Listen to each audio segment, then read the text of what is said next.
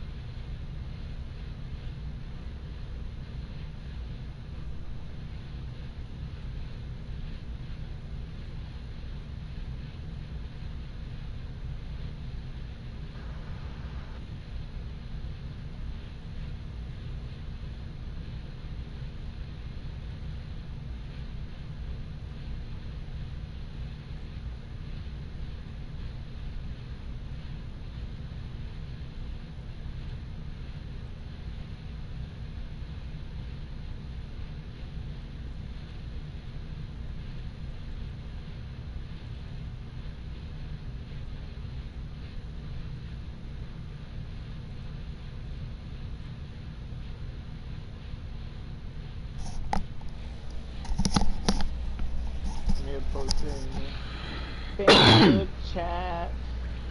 Hey, man. So as we dial up and delve in, Madden 22 Super Bowl celebrations, let's see what's that about. So realistic how the two QBs meet up after the game. Oh shit, we ready to see what this is about over here.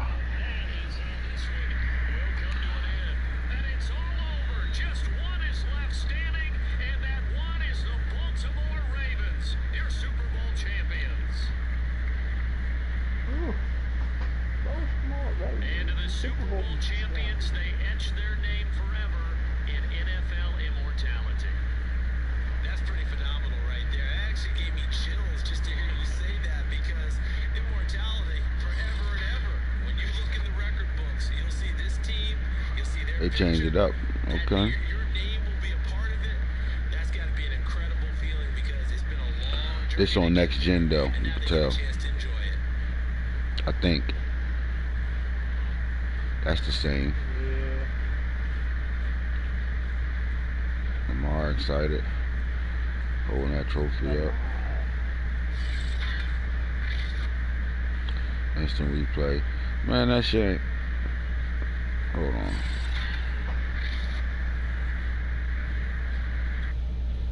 Man, get the fuck out of here, bro. You ain't show me nothing. Excuse my language on a late night.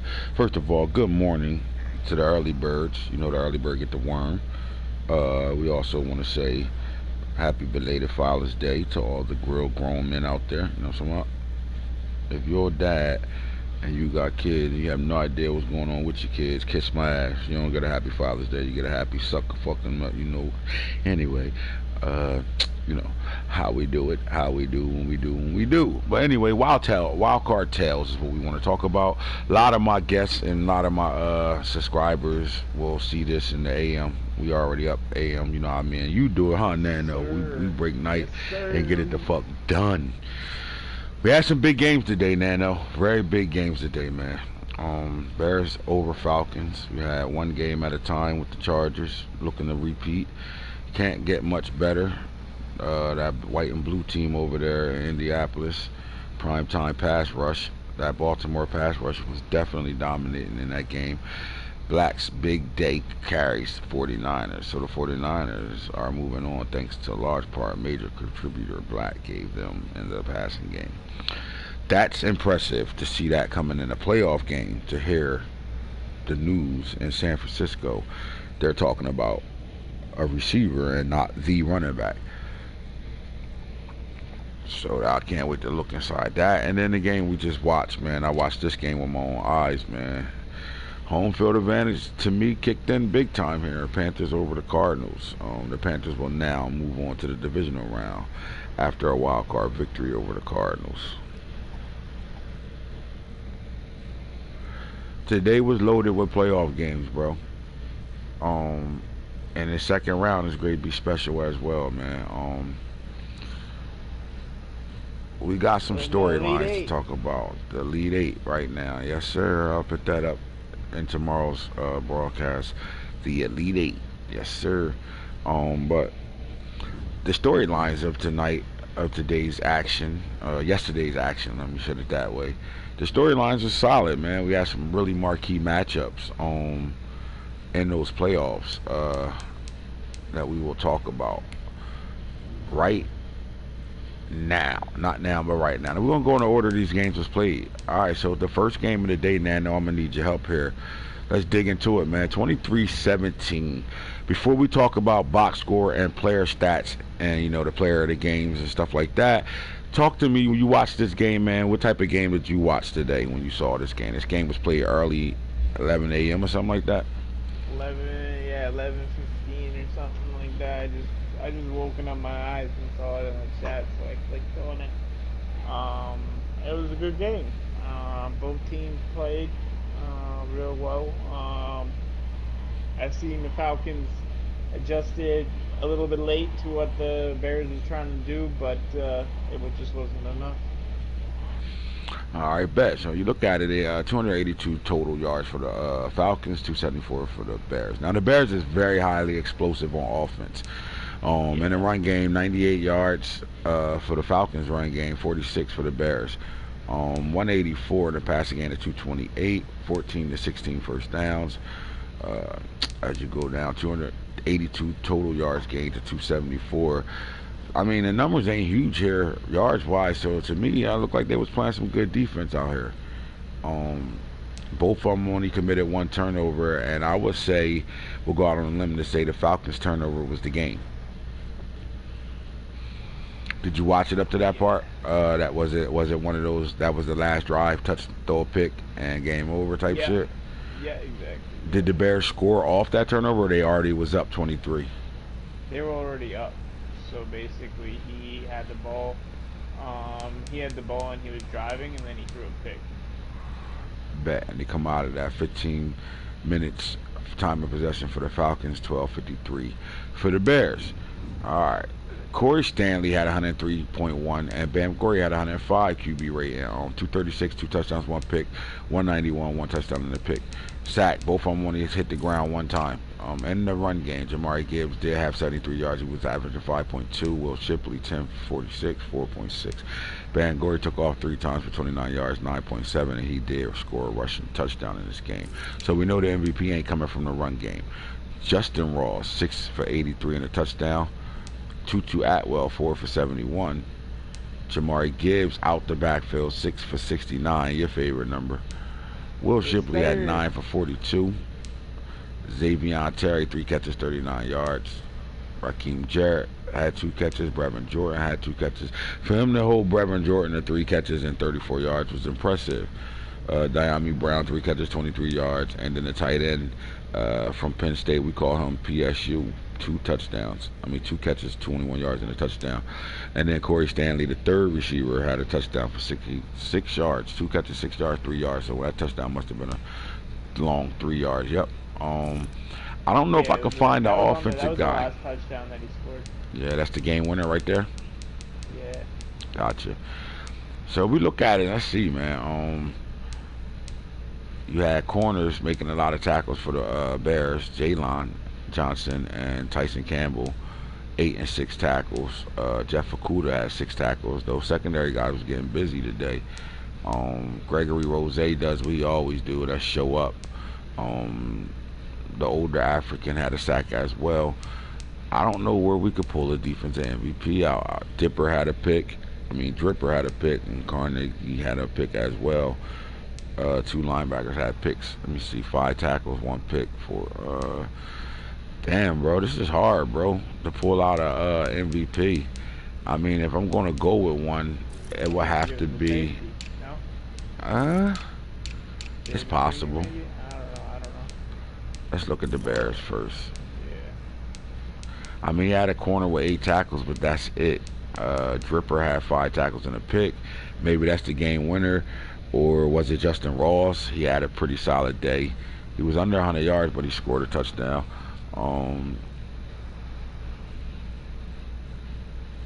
That's hard, bro. I would say Levi Dripper, because that's the only pick that was thrown that sealed the deal. He did have 5 tackles in the game. And that pick sealed the deal. So it's either Dripper or we got to go with Justin Ross, 6 catches, 83 yards, and a touchdown. You said Dripper or Justin Ross? Yep, as the game's MVP.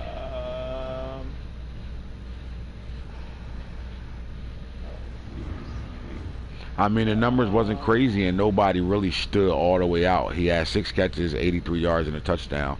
Dripper had 5 tackles and a pick, but that pick sealed the game. So maybe that's the MVP right there. I would think the defensive guy would be the MVP since that sealed the game. All right, so from 11 o'clock in the morning, we went all the way up to 9:35 to get to this game, the Colts and the Texans. I was in and out of this game. Let's talk about this though. So Nano, you watched this game, man. We saw these two guys. Remember, it's very hard to play somebody 3 times. Let me tell the story how I see it. This is what happens. The Texans in the first matchup of this season won the ball game. And they won. You know, they got to stop INT on the last play of the game. 4th and 10. Justin Fields rolled out, tried a low pass, a throw that got picked off at the ankle of his wide receiver's foot. Then the very next game they play, the Colts win that game, and he wins it in overtime on a throw to the best weapon on his team, which is the tight end Kyle Pitts, and he goes in walk-off home run touchdown with a nice little go get it 50-50. Matchup was a bad matchup. You had Jabril Peppers trying to cover a 6'4", 6'5" type guy, and he lost that matchup. But let's just talk about it. This is what I would say. This game was, to me, the Texans. He showed up all year. They had a great season. Shout out to the Texans user. He had a great year taking over this team. This team hasn't really had a winning record or a real-time coach over there where, you know, an active coach that was playing all his games and winning, or even just playing all his games. So this team really came from out the mud. Texans turned Craig, our Texas coach, has turned this team into a team that you have to worry about and think about now. Like they have a name behind them. They arrived. So now the Texans are on schedule to be able to play. So his season, win or loss, was really great season for a new coach to come in and get his team to buy in. And this is not even his team yet. He didn't even put this team together. This is the team he had already, right? But I do think in them having to play 3 games, the pressure was on the Texans. I think this game was on the Colts, the pressure, but the pressure through the 3 games was on the Texans, because the Colts been here, done that. They've been here. They already been playing. They already been winning the division. So it was the pressure of, damn, we playing great games with this guy, and then the explosion happened. Now, is the score the tell-all, 31-10? Because if you look at it, it was a 10-7 ball game going into halftime. And then a 17-10, and then all of a sudden 14 points were scored in the 4th. So did they hang on enough and then fall apart in the 4th quarter for this game to look a little bit out of control? Because the score doesn't tell how really good this game was. But with that being said, the Colts exploded today. And on the Texans side of things, the Colts exploded in the wrong game. You know what I'm saying? The game of all games, pretty much. Win or go home, and the Colts exploded. So 227 to 357, 108 yards rushing to 94, 119 to 263 in the passing game. Now, all 2 games that they played leading up to this game, I think it's fair to say the Colts haven't showed Justin Fields sitting in the pocket, making dots, throwing dots, and making big plays from the pocket and getting his receivers involved. It was really mainly done through the run game, both the 2 games they played.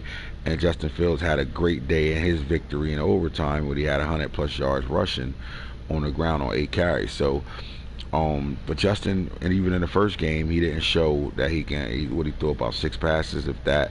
So we didn't see too much of the passing game and what these receivers really can do in matchups against the Texans secondary. And today they threw for 263 yards. 9 first downs to 10, turnover battle, 3 turnovers. You know as well as I know, you cannot go into a game with turnovers and expect to win it. Exactly. No, Yeah, the Texans turned the ball over way too much, and the Colts just basically capitalized off those turnovers and made them pay. And he made them pay by putting points on the board on all 3 turnovers. Yep.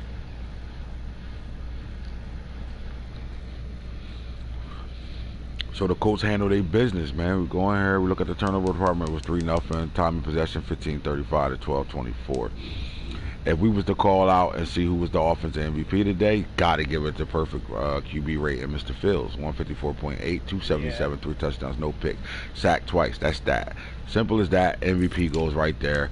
And the run game, Kaylan Manuel did show up for the Texans, though. 20 carries, 100 yards, 5.1 yards a carry, and a touchdown. We seen Devin Ford with 18 carries. I know it came with 3. Fields with 4 right there. So, 21, 27. 26, 25, whatever the fuck it is. Was that 25? Yep, 25 carries from the Colts team and 21 carries from the Texans team. All right. Terry McLaurin, man, the veteran receiver, 3 catches, 115, and a touchdown today. Marbaugh caught the ball out the backfield, but as you can see, that was the guy. Kyle Ford showed up on a 41-yard bomb. At this point, momentum is on the Colts side, and he can probably do no wrong at this point to get that guy. Also, Devin Ford caught the ball out the backfield for a touchdown as well. On the defensive side of things, 7 tackles from Xavier Thomas. He always showed up, 3 tackles for loss and a sack. Randy Fox played outstanding. I watched him. He made plays all day today in this game. 7 tackles. You got the my player, Nigel Thomas, had 6 tackles, 2 tackles for loss. And in the interception department, we going with Malik Harvey, the number 1 corner over there, had a pick. So it looked like we had some fumbles on the field because we only saw 1 pick. Solomon had a sack. Elliott Donald showed up and got to the quarterback. Fumbles. Let's go look for fumbles. Braylon Allen and Randy Fox. There you go. 2 of the young gunners. Yeah. Braylon was forced to play start this game after the injury of VC. Once he went down, Braylon came in, and look, man, he forced a fumble in this game. Solid right there. So the Colts move on to the divisional round. The next game that was played was the Baltimore Ravens and the Denver Broncos. The Broncos traveled to Baltimore in a dogfight. You dig into this game, simple. 201 offensive yards to 280, 52 rushing to 201, 149 passing to 79, 12 first downs to 11, turnovers 3-2. Can't do that at all. We had a fumble and a kick return, 1 interception. Time of possession 13-33, Broncos 14-27. Offensively, I mean, Lamar had 109.7 QB rating, but we didn't ask Lamar to do nothing this game. He stayed vanilla, but playing this way will not win you playoff games because they almost lost this game for us being super safe. 95 yards. He did throw a touchdown. He did throw a pick right before halftime. So, like, even that pick was just last play, no time left, throw it up. You know what I'm saying? See if you can make a play. So it really don't hurt us. So really, outside of that, it really wasn't no real true turnover. We was sacked twice, but their quarterback, Garantano, the dual threat, mobile quarterback, he make all his plays outside the pocket. He's a poor man's Russell Wilson, man, where he runs out the pocket and he wants to playmaker and throw plays and just be a playmaker at quarterback. And it didn't work today. At the end of the day, you got one of the fastest defensive ends, if not the fastest defensive end in the game, and you're rolling out to a side the whole game. And all he did was show up. So 4 for 6, 15 for 25 rushing yards though. The MVP, I would say, would be Javonte Williams. He stood tall in this game, 21 carries, 139 yards, 6.6, and a touchdown. Raleek Brown did seal a day, though, with that long touchdown run on 3rd and 1. 4 carries for 47 yards and a touchdown. John Emery scored the first play of the game. In the receiver department, we had Waddle with a touchdown. The tight end, Noah Fane, had a big play. Other than that, you had a couple of catches, really none stand out. Tremendous, but defensively, when you look at it, look at this. Lamont Wade, the cornerback / safety. He's a safety. He's a safety in the league, but he played both in college, so he was labeled a DB. He understood that he can play that guy at slot corners and stuff like that. But this guy showed up. He had 11 tackles on the day and a tackle for loss. I mean, Jeremiah Stada had 7 tackles as well and tackle for loss. But when you're running the football right at their defense, these guys got to make plays. Justin Flo, 6 tackles. When you get to the sack department, the Ravens went bonkers. Jason Oweh, 2. Brian Breeze, 2. Marvin Wilson from Florida State had 1. Loudermilk had a sack. Trill Williams off the edge. And then you got Demian Robinson, who had to play for the injured Jack Sawyer. I don't think people realize that was big in that game. In the first quarter, his starting DN, outside linebacker / DN, got hurt for the entire game with I think a torn labrum. Oh.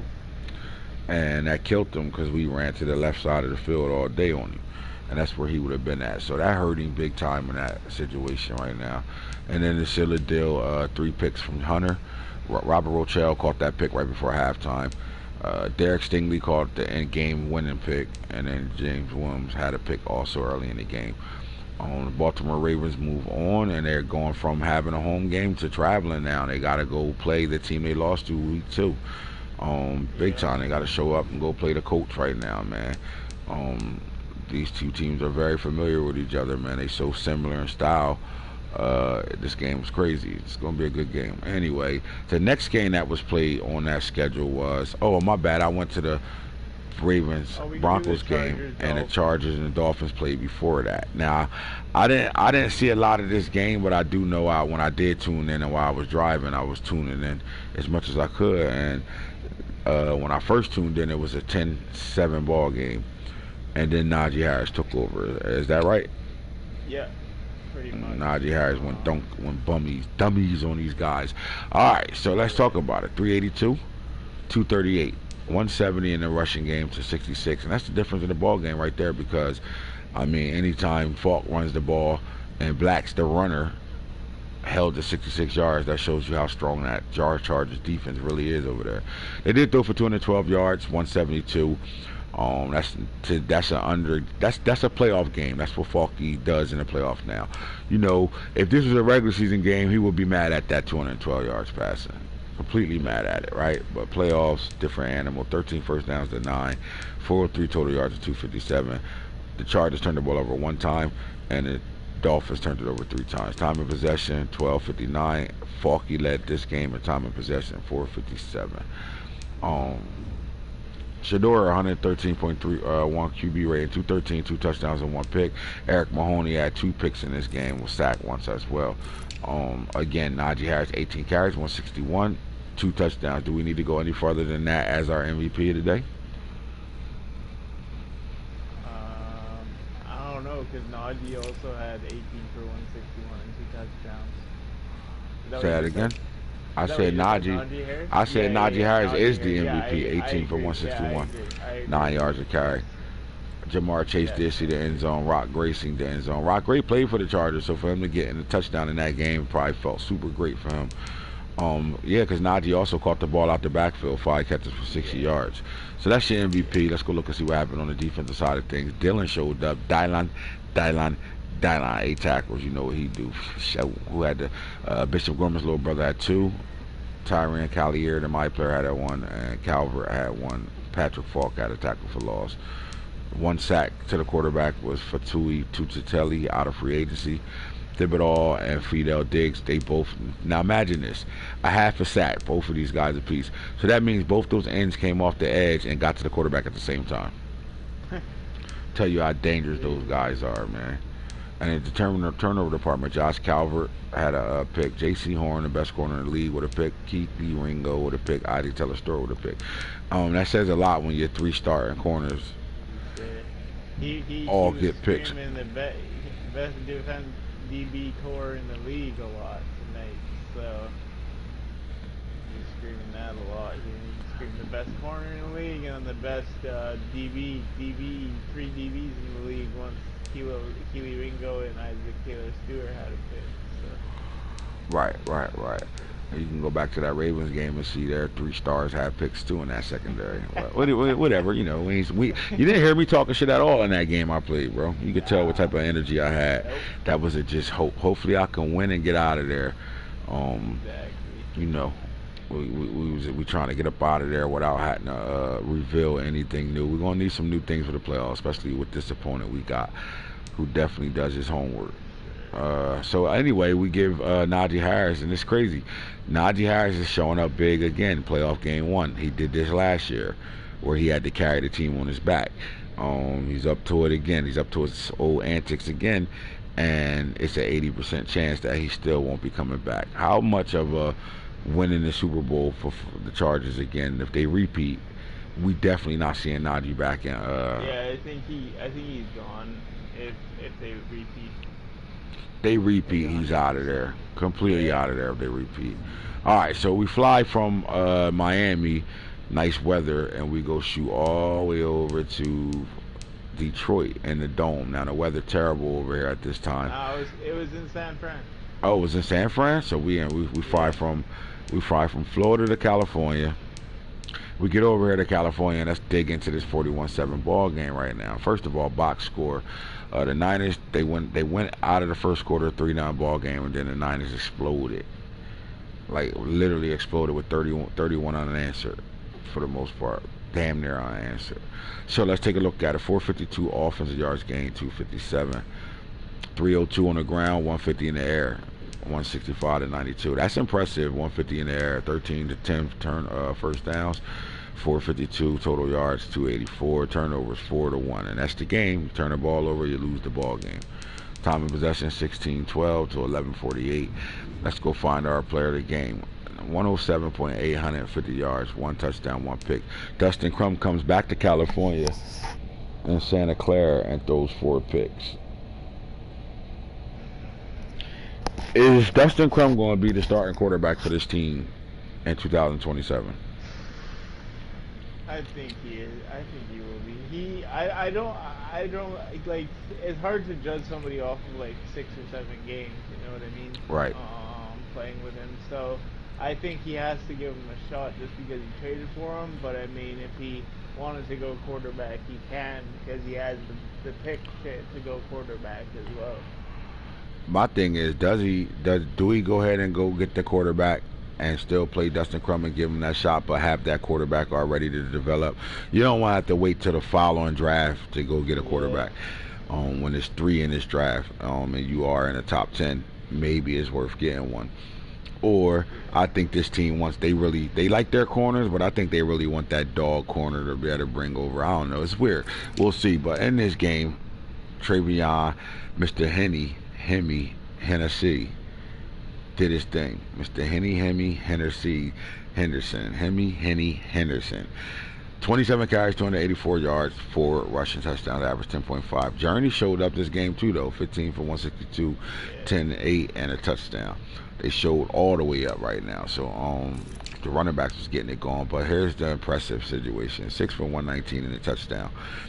As much as Henderson did what he did in this game, the fact that Tyreek Black had 6 receptions for 119 and a touchdown in this game, where nobody would have expected the 49ers to be letting the ball go, especially when you blowing them out. I guess that's why. Was these throws or this touchdown, did this happen early before the game was decided already, or this was a late touchdown?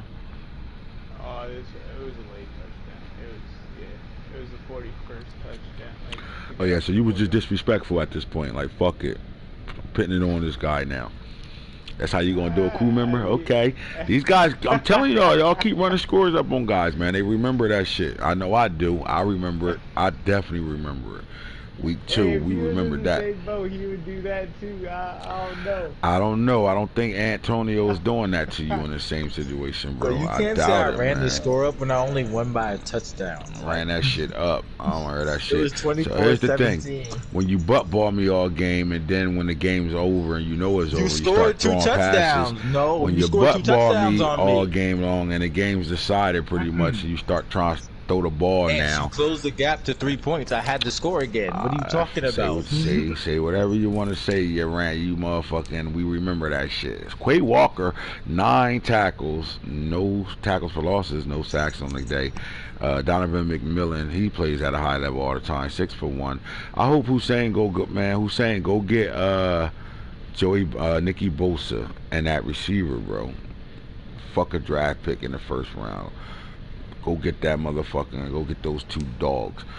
Elijah Blades had 5 tackles right now. Defensively, we don't really have to see too much of nothing. You did throw a pick, but he threw a bunch of them. Alexander comes over and plays his first game for a 49er and gets a pick. Julian Barnett. Well, look, all 3 of your 3 corners had picks. Should we say they the best 3 corners in the league?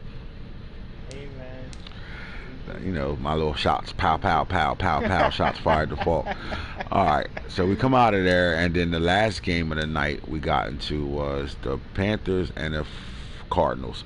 Now, before this game was played, I said this match. I think Max asked me, who you think going to win in this game? And I said, well, Tata get Boone problems. For whatever reason, when they play, Tata gives Boone problems. They play good games. Now, Boone wins, I think, more than Tata has won in those matchups, but they always come down to the wire with these two.